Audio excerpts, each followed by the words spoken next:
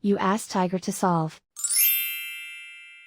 This deals with linear equations with one unknown.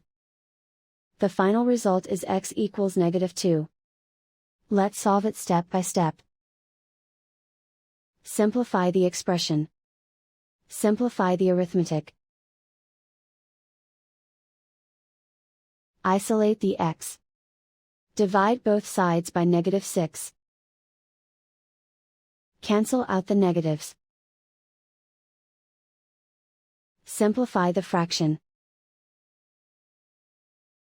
Simplify the arithmetic. Find the greatest common factor of the numerator and denominator.